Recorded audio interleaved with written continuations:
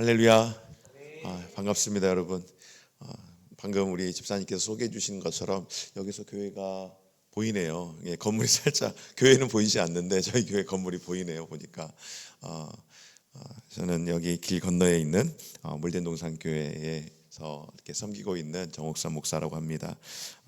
이게 가까운 교회, 이제 제가 여기 온 지 얼마 그렇게 되지 않았는데 여기 돌아보니까는 우리 교단 교회가 몇 개 있더라고요. 여기 바로 앞에 도로 앞에 저기 두란노 교회가 있고, 그다음에 산이의 교회가 있고, 그리고 이제 저 뒤쪽으로도 또 몇 개 교회가 있는데 우리 같은 교단 교회가 있는데 또 제가 아는 선배 목사님들이 여기 산이의 교회 김성태 목사님을 또 잘 알고 계시고, 그래서 한번 이제 기회가 되면은 만나 뵈야겠다 생각을 하다가 한번 찾아온 적이 있었어요, 처음에. 그런데 이제 계시지 문이 잠겨 있어서 못 뵙고, 그냥 처음 제가 여기 이제 부임해 왔을 때에 그래도 교단 목사님들이니까 인사를 한번 드려야겠다 했다가 그때 못 만나고 또 다른 기회를 통하여서 만나서 이렇게 자주 교류하고 있는 중입니다. 그래서 목사님께서 오늘 저에게 이렇게 벌써 한 몇 주 된 것 같아요. 한 4주, 한 3주 이상 된 것 같은데 말씀을 좀 한번 수요일날 와서 전했으면 좋겠다라고 부탁을 하셔서 이렇게 하게 됐는데 초대해 주셔서 감사를 드립니다. 오늘 이 말씀을 준비를 하면서 제목을 사실은 정해놨었어요. 그런데 목사님께서 며칠 전에 이제 지난주 수요일인 것 같아요. 주보를 이제 쓰셔야 된다라고 목사님 본문하고 제목 주세요 그러는데 우리 목사님이 굉장히 장명에 탁월하시더라고요. 설교 제목을 굉장히 잘 만드세요. 그리고 이 또 설교 말씀을 이렇게 제가 이렇게 가끔씩 몇 번 이렇게 듣고 또 이렇게 조언도 받고 하는데 굉장히 뭐라고 할까요? 이 말씀에 대한 어떤 깊은 이해가 이렇게 좋아서 목사님을 통하여서 제가 설교할 설교들에 대해서 다시 한번 점검을 하게 됐는데, 원래는 제목이 드레스 코드가 아니었습니다. 원래는 뭐였느냐면은 그냥 간단하게 당신은 무슨 옷을 입고 있습니까?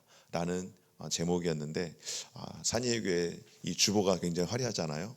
그래서 제목을 보니까 이렇게 하면 안 되겠다, 다시 바꿔가지고 우리의 드레스 코드라고 그렇게 했습니다. 2015년 6월 18일 동아일보 기사에 이런 글이 실려 있었습니다. 6월 달이니까 호국 보훈의 달이에요.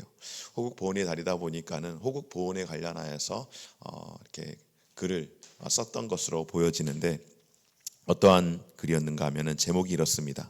멀쩡한 사람도 예비 군복만 입으면 땡땡땡. 멀쩡한 사람도 예비 군복만 입으면은 땡땡땡 된다라고 그렇게 기사를 썼습니다. 안타까운 마음으로 썼던 것 같아요. 호국 보훈의 달을 기념해서 참 이 보훈에 대한 이 것들에 대해서 이야기를 할 때에 내용이 무엇인가 하면은 이렇습니다. 전투모는 삐딱하게, 상의는 풀어헤치고 길거리에서 흔히 볼 수 있는 예비군의 모습이다. 여름에는 전투복 상의를 아예 벗고 다니고 겨울에는 전투복에 운동복을 껴입기도 한다.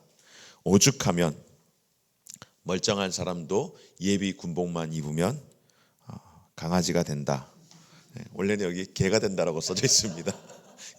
뉴스 기사를 그대로 발췌한 건데 요즘 개라고 하면 안 되잖아요. 그래서 다 이야기를 했지만은 그렇게 된다라고는 말까지 생겨났을까? 이와 같은 현상은 일반인에게 현역 군인처럼 보이기 싫다라고 하는 심리 작용을 통하여서 나오는 것이다. 훈련장에서 단정한 외모와 또 단정한 복장으로 훈련을 받게 되면은 제대한 지 얼마 되지 않았구나라고 하는 그런 불편한 시선을 감추기 위해서 오히려 예비군은 흐트러져야 한다는 잘못된 고정관념도 작용하게 된 현상이라고 볼 수 있다. 이것을 두고 나를 움직이는 무의식 프라이밍의 저자인 충남대 전우영 심리학 교수는 예비군복을 입어서 발생하는 익명성이 자기 통제의 동기를 떨어뜨리기 때문이라고 발생한다라고 합니다. 그렇습니다, 여러분. 예비 군복을 입었을 때에 사람들이 왜 멀쩡한 사람도 예비 군복만 입으면 저렇게 되나? 아마 남자분들은, 우리 집사님은 느낌 아실 것 같아요. 저도 그 느낌이 금방 제 몸으로, 제 머리로, 이 오감으로 충분히 느껴졌습니다. 왜냐하면 바로 똑같이 모든 사람들이 똑같이 예비군복을 입고 있기 때문에 내가 드러나지 않게 됩니다. 익명성이 보장이 되기 때문에 그래서 사람이 긴장을 덜 하기 마련이라고 하는 것이죠. 그 익명성을 보장해 주기 때문에 오히려 동기부여를 현저하게 떨어뜨린다라고 하는 것입니다. 그렇습니다, 여러분. 군인은 전투 태세를 갖추기 위해서 여러 가지 많은 것들을 갖추어야지만은 복장 갖춤이 굉장히 중요합니다. 그래서 군에 입대하면은 제일 먼저 옷 입는 법을 가르쳐 주고요. 벨트를 착용하는 데 있어서 그 군대에서는 이 열 맞추는 거 굉장히 중요하지 않습니까? 그래서 위에 상의와 하의 그리고 심지어는 벨트까지 일자를 다 맞추어야 하는 그런 것들을 굉장히 중요하게 여깁니다. 그 모든 것이 아주 작은 것이지만은 거기에서부터 무엇이 나오는 것일까요? 바로 군기가 나오기 때문에 그렇습니다. 이 복장 갖춤을 통하여서 군기를 볼 수 있지만은 예비군이 똑같은 군복을 입었음에도 불구하고 불량한 복장 갖춤과 익명성으로 자기 통제를 하는 그런 동기를 떨어뜨리게 된다라고 하는 것은 사람은 어떠한 옷을 입느냐에 따라서 자기 인식과 행동 양식의 변화를 체험하게 된다라는 것을 이 기사를 통하여서 우리에게 소개하고 있습니다. 그렇죠. 옷차림을 통하여서 우리가 어느 정도 그 상대가 옷을 입고 있는 그 사람이 어떠한 사람인지 또 그 복장이라든지 아니면 유니폼을 통하여서 일반적으로 이렇게 우리가 평상복으로 입는 이런 옷 말고요. 우리가 입는 유니폼이라든지 이런 것들을 통하여서 그 사람의 성품이나 그 사람의 직업이라든지 그 사람의 취향이라든지 나이라든지 이런 모든 것들을 우리가 충분히 추측해 볼 수가 있지 않겠습니까? 예를 들어서 의사나 간호사들의 특징은 무엇입니까? 가운을 입는 것이죠. 병원에 가 있으면은 의사분들이 아무리 덥고 편하다라고 해서 내가 내 개인 병원인데 어때? 내가 원장인데 하고 그냥 민소매 티셔츠 그렇게 입고 있지 않습니다. 의사는 의사로서의 가운을 분명하게 입고 있는 것입니다. 그렇게 입었을 때에 가장 의사다움이 드러나는 것입니다. 그가 실력이 있는지 없는지는 아직은 우리가 알 수는 없지만은 최소한 의사 선생님이라고 하는데 가운도 입지 않고 복장 갖춤도 되지 않고 그리고 환자를 맞이하게 된다면은 환자에게 있어서 굉장히 불편한 마음을 줄 수 있지 않겠습니까? 학생도 마찬가지죠. 요즘 학생들의 교복을 보면은 교복들이 굉장히 화려합니다.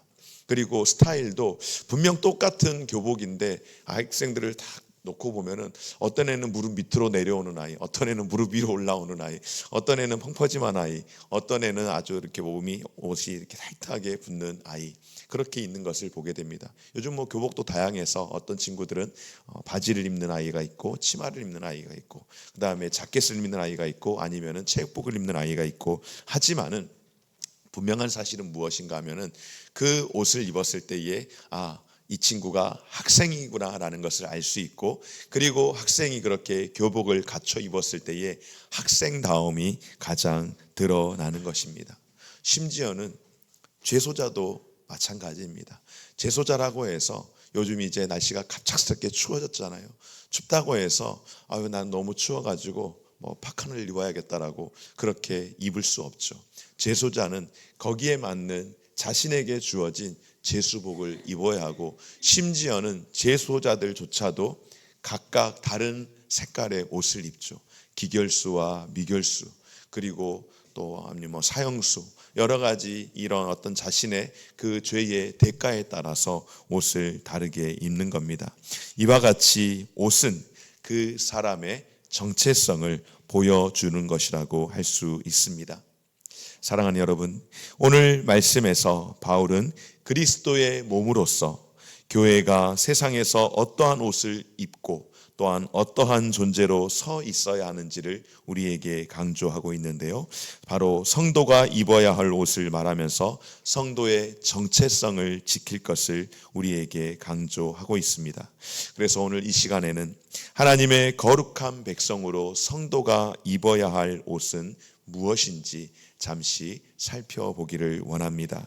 첫 번째로 우리가 함께 살피기를 원하는 것은 성도가 거룩한 옷을 입기 위해서 먼저 갖추어야 할 것이 있습니다. 무엇인가? 바로 허망한 것을, 허탄한 것을 행하지 말 것을 오늘 말씀을 합니다. 특별히 에베소서 2장 말씀을 통하여서 사도 바울은 우리에게 말씀합니다. 에베소 교회 성도들에게 이방인과 같이 허망한 것을 행하지 말라라고 권고하고 있는데요. 여러분, 허망한 것이 무엇일까요? 에베소서 2장의 말씀 가운데 보면은 우리에게 무엇이라고 말씀합니까? 이렇게 말씀을 하죠. 그는 허물과 죄로 죽었던 너희를 살리셨도다. 그때에 너희가 그 가운데서 행하며 이 세상 풍조를 따르고 공중의 권세 잡은 자를 따랐으니 곧 지금 불순종의 아들들 가운데 역사하는 영이라. 이렇게 쭉 말씀을 하고 있습니다. 우리가 예수를 믿기 전에, 하나님을 알기 전에 우리의 삶이 어떠했는지 우리의 상태에서 이야기를 하면서 우리가 거듭나기 전의 삶은 어떠했는가? 바로 첫째로 세상 풍조를 따르는 그런 삶을 살았다라고 말씀을 합니다. 둘째로는 무엇이라고 하는가 하면은 공중의 권세 잡은 자를 따라서 살아가는 불순종 가운데에, 불순종의 아들들 가운데에 역사하는 영인 마귀 사탄을 따라서, 아니 거기에서 종 노릇을 하며 우리가 거듭나기 전에 하나님의 영으로 새롭게 되어지기 전에는 우리가 세상 풍조를 따라서 마귀를 따라 살아가는 삶이었다라고 말씀합니다. 그리고 또한 무엇이라고 합니까? 세 번째로 육체의 욕심을 따라서 우리가 거듭나기 전에는 어떻게 살아갔습니까? 우리의 육체의 원하는 바를 따라서 살아갔습니다. 우리 마음이, 우리의 영이 하나님 앞에서 하나님의 영으로 새롭게 되어지기 전에는 우리의 마음이, 우리의 생각이, 우리의 육체가 원하는 대로 그렇게 살아가는 삶을 살았다라고 말씀하며, 결과적으로 이런 인생은 어떠한 인생인가? 본질상 진노의 자녀로서 살아가는 것, 바로 이것이 험한 것을 따라 살아가는 삶이라고 말씀하는데, 오늘 사도 바울은 에베소 교회 성도들에게, 그리고 오늘 이 시대를 살아가고 있는 저와 여러분, 우리들에게, 지금 우리 교회 공동체에게 하시는 말씀이 바로 이와 같은 허망하고 허탄한 것들을 벗어버리라고 말씀을 하는 겁니다. 여러분, 왜 그럴까요? 왜 이렇게 허망한 것을 벗어버리면서 살아가라고 말씀을 하는 것일까요? 허망한 것을 행하며 살게 되면은 자신이 생각할 때는 어떨까요? 그것을 쫓아갈 때에 우리의 몸이 원하는 대로, 우리의 마음이 원하는 대로, 우리의 생각이 원하는 대로 그렇게 살아가면은 굉장히 잘 사는 것 같습니다. 여러분, 예수 믿지 않는 사람들 가운데에 예수를 믿는 사람들은 다 잘 사는 거고 다 복받고, 예수를 안 믿는 사람들은 다 망하고, 아니요, 그렇지 않습니다. 예수 믿지 않는 사람들 가운데에 세상의 기준과 논리로 봤을 때에 더 잘 사는 사람 많이 있습니다. 예수를 믿는데 게으른 사람은 게으른 결과로 그렇게 어렵게 살아가는 겁니다. 예수를 믿지 않지만은 부지런한 사람, 열심히 살아가는 사람, 그렇게 사는 만큼의 보상을 받으면서 살아가는 것입니다.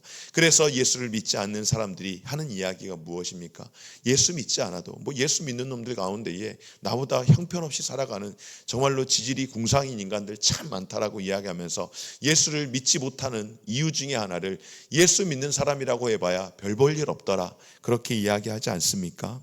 여러분, 굉장히 큰 오산인 거죠. 마치 자신이 그렇게 굉장히 지혜 있고 자신이 굉장히 총명한 것 같지만은, 그러나 결국 하나님의 생명에서 떠난 인생은 감각 없는 자가 되고 정욕을 따라서 살아가는 그런 삶이기 때문에, 죄로 인하여 하나님과 끊어진, 하나님과 단절되어서 원수된 삶을 살아가는 것이기 때문에 바로 허망한 것으로 행하지 말도록 오늘 우리에게 권면하는 줄 믿습니다. 여러분, 그러면 주께서 말씀을 하시고 또 사도 바울을 통하여서 우리에게 험한 것을 행하지 말고 버리라고 말씀하는데, 그러면 우리가 어떻게 살아가야 하는가? 죄악에 거하는 옛 사람의 옷을 벗어버리고 새 사람이 입고 살아가야 할 것은 무엇인가? 오늘 두 번째로 함께 살피기를 원하는 것, 바로 새 사람을 입으라고 말씀을 하는 줄 믿습니다. 바울은 에베소 성도들에게 옛 사람을 벗어버리고 새 사람을 입으라고 말씀을 합니다. 여러분, 옛사람은 구원받기 전에 죄의 종으로 살아가던 그런 인생들을 가리킵니다. 예수님을 믿지 않던 삶은 생명을 떠나 사망 권세 아래 굴복하여 더러운 욕심을 따라 살아가는 삶이라고 말씀합니다.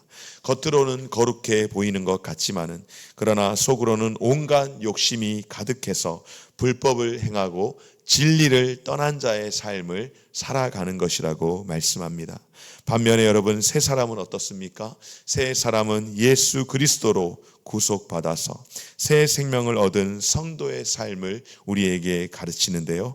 바로 바울은 새 사람을, 이런 의미에서 우리에게 새 사람을 입으라고 할 때에 로마서 13장 14절 말씀을 통하여서 이렇게 말씀합니다. 우리에게 무엇이라고 하는가? 오직 주 예수 그리스도로 옷을 입고 정욕을 위하여 육신의 일을 도모하지 말라. 바로 새 사람을 입으라고 하는 것은 예수 그리스도로 옷을 입어서 정욕을 위하여서 육신의 일을 도모하지 않는 인생, 바로 그것이 새 사람을 입는 삶인 줄 믿습니다. 여러분, 예수 안에 진리를 따라 살아가는 자는 예수 그리스도를 옷 입는 자들인 줄 믿습니다. 바울은 그리스도와 연합하기 위해서 세례를 받은 자는 그리스도로 옷 입는 것이라고 그렇게 말씀을 하는데요. 보니까 다음 주에 세례식이 있네요. 여기 뒤에 보니까는 12일이면 돌아오는 주일날 학습 세례식이 있는데 사도 바울은 우리에게 그렇게 말씀합니다. 그리스도로 연합하기 위해서 우리가 세례를 받지 않습니까? 세례를 받는다라고 하는 것은 그리스도와의 연합을 우리가 이야기를 하는 것입니다. 그때의 세례를 받는 것, 이것 또한 그리스도의 옷을 입는 것이라고 말하는데요. 갈라디아서 3장 27절 말씀 가운데에 무엇이라고 하는가? 누구든지 그리스도와 합하기 위하여 세례를 받은 자는 그리스도로 옷 입었느니라. 아멘. 바로 우리가 세례를 받는 것 또한 예수 그리스도로 옷을 입는 것이라고 말씀을 합니다. 이는 더 이상 우리가 정욕으로 육체로 살아가지 않고 그리스도를 따라서 하나님의 영광을 위하여 살기 위해서 그리스도를 옷 입고 하나님 앞에서 거룩한 자로 인정받는 성도, 예수 그리스도를 닮아 의와 진리의 삶을 살아가기 위한 삶이 되는 것인 줄 믿습니다. 여러분, 그러므로 이제 그리스도로 옷 입어서 새 사람이 된 우리는 어떤 삶을 살아가야 하는가? 그리스도의 옷을 입은 우리의 삶, 어떻게 살아가야 할까요? 바로 죄의 세력과 싸우는 영적 전투를 위해 하나님께서 허락하신 하나님의 전신갑주를 입고 살아가야 할 줄 믿습니다. 그리스도로 옷 입은 사람들은 하나님의 전신갑주를 입어서 살아가야 하는데요. 무엇이라고 말씀하는가 한번 찾아볼까요? 에베소서 6장 11절 말씀, 우리가 보았던 말씀에서 한 장만 넘기면은 에베소서 6장 11절 말씀 무엇이라고 합니까? 같이 읽어보겠습니다. 시작. 마귀의 관계를 능히 대적하기 위하여 하나님의 전신갑주를 입으라. 아멘.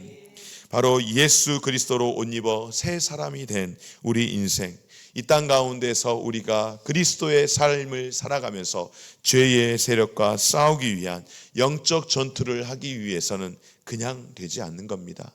바로 예수 그리스도로 무장된 이 전신갑주를 통하여서 여러분, 우리가 장수가 전쟁에 나가기 위해서 기본적으로 갖추어야 할 것이 있죠. 군인들이 갖추어야 하는 것이 복장이 있습니다. 그냥 전투복, 군복만 딸랑 입어가지고는 안 되죠.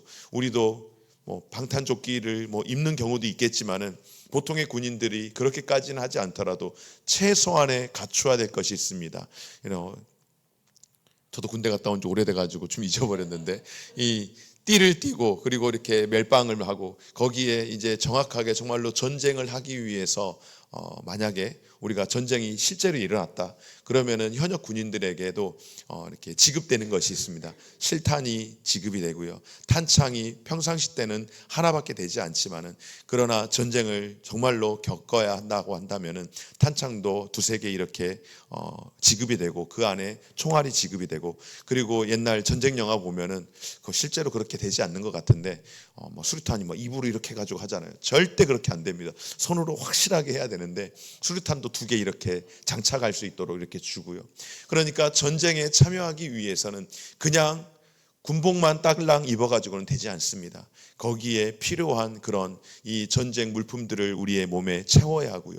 그리고 가장 기본적으로 총을 가지고 있어야 하고요. 이런 여러 가지 많은 것들을, 방탄 헬멧을 써야 하고 이런 것들을 다 갖추어야 하는 겁니다.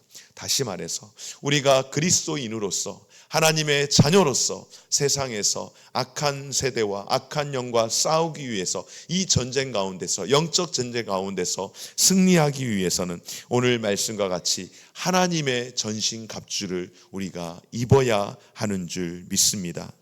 사랑하는 여러분, 우리가 새 사람을 입고 살아갈 때에 마귀는 이를 방해하기 위해 우리를 끊임없이 유혹하고 공격합니다.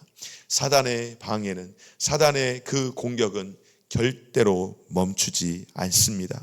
우리가 믿음으로 살지 못하도록 박해하기도 하고 또한 실족시키기도 하며 죄를 어떻게 해서든지 짓도록 죄의 유혹을 함으로 우리가 그리스도 안에서 거룩한 새 사람을 입고 살아가는 데 있어서 우리를 끊임없이 방해를 한다라고 하는 것입니다. 그래서 베드로도 우리에게 무엇이라고 말씀하는가? 베드로전서 4장 1절 말씀을 통하여 그리스도께서 이미 육체의 고난을 받으신 것처럼 너희도 마음의 갑옷을 입으라. 우리가 이 갑옷을 입지 않으면, 하나님의 말씀으로 전신갑주를 입지 않으면은 결단코 우리가 죄와 싸워 이기기 어렵다는 것을 우리에게 말씀을 하는 겁니다. 죄와 결단하여서, 죄와 멀어지기 위해서, 아니 죄를 이기기 위해서 우리는 하나님의 전신갑주를 입어야 할 줄 믿습니다. 여러분, 하나님의 전신갑주가 무엇일까요? 바로 말씀인 줄 믿습니다. 기도인 줄 믿습니다. 예배인 줄 믿습니다. 예배 가운데 승리하십시오. 기도로 이겨내십시오. 기도로 뚫어내시기 바랍니다. 말씀으로 견고히 세워지시기 바랍니다. 바로 이것이 하나님의 전신갑주를 입고 세상 가운데서 우리가 견딜 뿐만 아니라 이김으로 살아가게 되는 것인 줄 믿습니다. 사랑하는 여러분, 사탄은 우리가 예수 그리스도의 옷을 입어 새 사람으로서 삶을 살려고 하면, 예수 그리스도로 거룩하게 살려고 하면 할수록 끊임없이 우리를 공격하고 우리를 넘어뜨리기 위해서 가만두질 않습니다. 여러분, 언제 시험이 찾아오는 줄 아십니까? 가만히 있으면은 시험이 찾아올까요? 그렇지 않습니다. 가만히 있으면은요, 아무 일도 일어나지 않습니다. 정말로 안타까운 것은 아무 일도 일어나지 않는 것을 너무너무 감사하게 생각하는 성도들이 제일 안타까운 겁니다. 여러분, 왜 아무 일들이 일어나지 않을까요? 아무 일들이 일어나지 않는 것은 사탄이 이미 접수했기 때문에 더 이상 신경 쓰지 않아도 되기 때문에 아무 일이 안 일어나는 겁니다. 무슨 일이 내게 일어난다라고 하는 것, 내 안에서 영적 전쟁이 계속해서 일어난다라고 하는 것, 그것은 내가 하나님의 자녀로 살기 위해서 오늘도 몸부림칠 때에 여러분, 사탄이 밀가부르듯이 우리를 가만두지 않고 시험을 하는 겁니다. 여러분들에게 시험이 있습니까? 여러분들에게 고난이 있습니까? 여러분, 기뻐하십시오. 여러분의 영혼이 하나님 앞에 더 주님과 가까이 가고 있는 삶을 산다라고 하는 방증인 줄 믿습니다.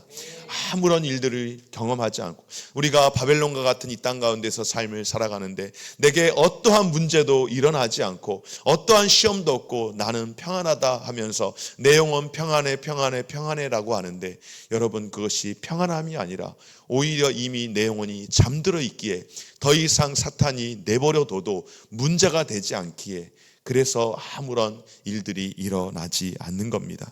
우리가 믿음으로 살려고 하면 할수록 세상은 우리를 가만두지 않습니다. 사단은 가만두지 않습니다.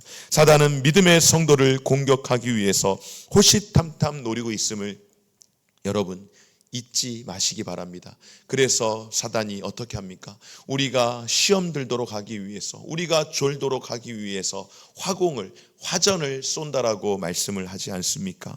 우리가 어떻게 해서든지 넘어지도록 호시탐탐 노리고 있는 이때에, 더욱이 이 마지막 시대를 살아가고 있는 이때에 영적으로 깨어있는 저와 우리 모든 성도들 되어지시기를 주의 이름으로 축원합니다. 그래서 하나님의 전신갑주를 입고 성령의 도우심을 받아 어둠의 사탄의 세력들을 몰아치는, 물리치는 하나님 나라의 거룩한 군사들로 살아내는 저와 우리 모든 성도들이 되어지시기를 주의 이름으로 축원합니다. 사랑하는 여러분, 보통 가운을 요즘 목사님들이 많이 입지를 않습니다. 예전에는 교회에 제가 어렸을 때만 해도, 물론 요즘도 가운을 입는 교단들이 있습니다. 통합적 교회라든지 아니면은 감리교라든지 뭐 이런 곳들은 가운을 입죠. 특히 이것을 성이라고 이야기를 표현을 많이 하는데요. 뭐 성당에서는 굉장히 화려하죠. 구약에서 말하는 제사장의 그 의복을 그렇게 잘 이렇게 해석해서 오늘날의 이런 사제들의 어떤 그런 옷을 굉장히 화려하게 아름답게 구약에서 제사장들이 입었던 그런 옷을 그렇게 만드는데, 그런 가운을 입는 것 이유가 있습니다. 예전에는 성가대 가운들도, 요즘도 뭐 교회들마다 찬양대석에서 성가대 가운을 입고 또 목사님들이 가운을 입지만은 저도 가운을 입습니다. 물론 매주 입지는 않습니다. 특별한 의식을 할 때에, 성찬식을 할 때라든지 세례식을 할 때라든지 특별한 일이 있을 때에 가운을 입습니다. 물론 가운을 꼭 입어야 된다, 가운을 입지 않아야 된다, 여기에서 제가 가운에 대한 논쟁을 하기 위해서 가운을 이야기하는 것은 아니지만은 그것을 성이라고 하는 이유가 있습니다. 다른 것이 아니라 목사님이 좀 더 특별히, 오늘은 학습 세례식이 있는 날이니까 거룩해 보이기 위해서 성도들보다 좀 구별돼서 내가 좀 거룩해 보여야겠다, 그런 의미에서 성의를 입는 것은 아닙니다. 구별됨을 나타내기 위해서 성의를 입는 건데요, 바로 우리의 연약함을, 우리 인생의 연약함을 가리우기 위해서 가운을 입는 겁니다. 그런 의미에서 찬양대석에서도 성가대가 가운을 입었었고 목회자들이 설교를 할 때에 그렇게 가운을 입었었습니다.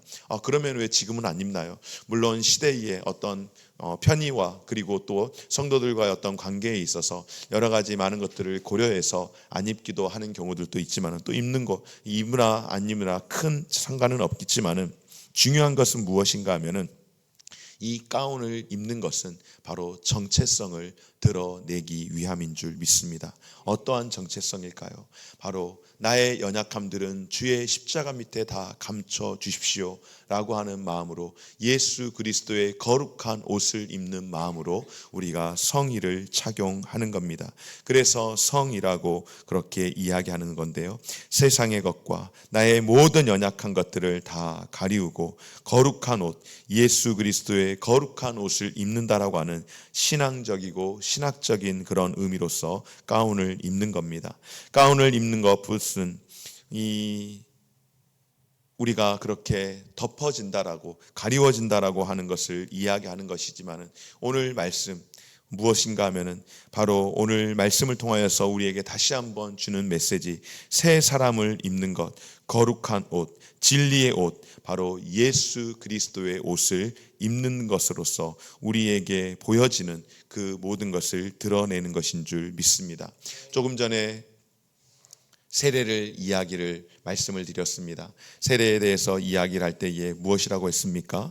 바로 우리가 그리스도로 옷을 입는다라고 그렇게 말씀을 드리지 않았습니까? 성찬을 하는 것도 역시 마찬가지입니다.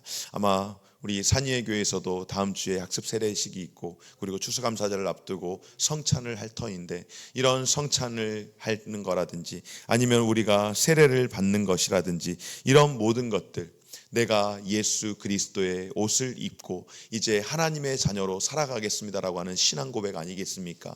또한 성찬에 여러분들이 참여할 때 또한 어떻습니까? 성찬에 참여할 때에 주께서 주신 떡과 잔을 우리가 받을 때에 이것을 기념하는 것이지만은, 예수님을 기념하는 것이지만은 그것이 무엇입니까? 바로 그것을 떡과 잔을 마심으로 말미암아 내가 그리스도로 체화되어지고 내가 그리스도 안에서 그리스도의 옷을 입고 의의 옷을 입고 살아간다라고 하는 신앙의 고백 아니겠습니까? 바로 예수 그리스도가 우리 안에 거하시는 것을 통하여서 우리가 그와 같은 것들을 행할 때에 예수 그리스도가 우리 안에 거하시며 예수 그리스도의 거룩한 옷을 입는 것, 바로 우리가 신부된 자로서 그런 거룩한 옷을 입는 삶이 되는 것인 줄 믿습니다. 사랑하는 여러분, 예수 그리스도만이 우리를 죄 가운데서 자유케 하시는 분이신 줄 믿습니다. 우리가 진리 되시는 예수 그리스도 안에 있을 때에 자유함을 누릴 수 있는 줄 믿습니다. 예수 그리스도의 그 거룩한 의의 옷을 입는 저와 여러분들 되어지시기를 주의 이름으로 축원합니다. 말씀을 정리하겠습니다. 사랑하는 여러분, 성도가 새 사람으로 옷을 입는다라고 하는 것은 바로 하나님을 거부하는 사람과 구별된 삶을 살아가는 삶인 줄 믿습니다. 단순히 새로운 신분을 우리가 얻는 것이 아닙니다. 완전히 새 사람이, 완전히 새로운 사람이 되는 것인 줄 믿습니다. 예수 그리스도의 옷을 입는 것. 여러분의 드레스 코드는 무엇입니까? 바로 우리의 드레스 코드는 무엇입니까? 예수 그리스도인 줄 믿습니다. 우리가 세상의 것을 다 벗어버리고 이제 새 사람을 입는 것, 예수 그리스도로 온전히 살아가는 것, 예수 그리스도의 신부의 삶을 살아가는 것인 줄 믿습니다. 그리스도로 옷을 입는 것, 이것이 우리의 정체성임을 기억하시고 이제는 옛 사람을 벗어버리고 예수 그리스도의 옷인 거룩한 옷, 새 사람의 옷을 입은 그 신분에 걸맞게 영적 품위를 지키고 변화와 성숙을 추구하며 그리스도의 길을 걸어가는 저와 우리 모든 성도들의 삶이 되어지시기를 주의 이름으로 축원합니다. 우리의 드레스 코드는 예수 그리스도라는 것을 다시 한번 기억하고 내가 주님 앞에서 거룩한 신부된 삶을 살아간다라는 것을 여러분 잊지 않았으면 좋겠습니다. 신부의 삶이 어떠한 삶일까요? 신부는 신랑을 맞이하기 위한 삶이지만 신랑과 함께하는 삶은 어떠한 삶일까요? 바로 신랑과 함께하는 삶은 바로 신랑에게 절대적으로 복종하고 순복하는 삶인 줄 믿습니다. 신랑에게 요즘 시대가 어떤 시대인데 목사님 그런 말 하면은 아내들이 별로 안 좋아합니다. 실제로 저는 그런 이야기를 들었습니다. 가정의 달에 설교를 했다가 실제로 목사님 요즘 시대가 어떤 시대인데 그렇게 설교하세요? 그래서 제가 굉장히 놀랐습니다. 여러분 무엇이라고 말씀합니까? 에베소서의 말씀을 하죠. 아내들에게 말씀을 하지 않습니까? 에베소서 5장 22절 말씀 가운데에 아내들이여 자기 남편에게 복종하기를 죽게 하듯 하라고 말씀합니다. 신부로서 갖춰야 될 가장 첫 번째 덕목이 여러분 무엇일까요? 아름다움일까요? 아닙니다. 신부로서 갖춰야 될 가장 첫 번째 덕목은 신랑 대신 예수 그리스도께 절대적으로 복종하는 것인 줄 믿습니다. 그러면은 남편은 아내된 자가 복종하는 거니까 내가 정말로 몸종 하나 드렸구나 그렇게 생각하면 되는 겁니까? 아니요, 그렇지 않습니다. 남편들에게 무엇이라고 합니까? 남편들아 아내 사랑하기를 그리스도께서 교회를 사랑하시고 그 교회를 위하여 자신을 주신같이 하라고 25절 말씀에 말씀하는데요. 이것은 무엇인가 하면은 남편 된 자는 아내를 위하여서 목숨을 내놓으라고 하는 것입니다. 여러분 아내된 자는 남편에게 복종을 해야 하지만은 남편은 아내에게 생명을 내놔야 되는 겁니다. 바로 이것이 교회인 줄 믿습니다. 예수 그리스도께서 우리를 위하여서 생명을 내어 주신 줄 믿습니다. 그리고 그 신부된 우리는 그리스도 앞에서 온전히 신부된 자로서의 삶을 살아갈 때에 철저하게 복종할 때에 그것이 하나님과 우리와의 예수 그리스도와의 우리와의 관계 바로 예수 그리스도의 옷을 입은 신부의 삶인 줄 믿고 우리가 그렇게 살아갈 때에 그것이 건강한 가정 작게는 그것이 건강한 교회를 세워가는 것인 줄 믿습니다. 이것이 우리의 정체성임을 믿고 오늘 저와 여러분들이 그렇게 어떠한 옷을 입었는가? 나는 예수 그리스도의 신부된 자로서 그리스도의 옷을 입었음을 다시 한번 깊이 기억하고 예수 그리스도 앞에서 절대적으로 복종하며 교회를 세워 나아갈 수 있는 저와 우리 모든 성도들의 삶이 되어지시기를 주의 이름으로 축원합니다. 아멘.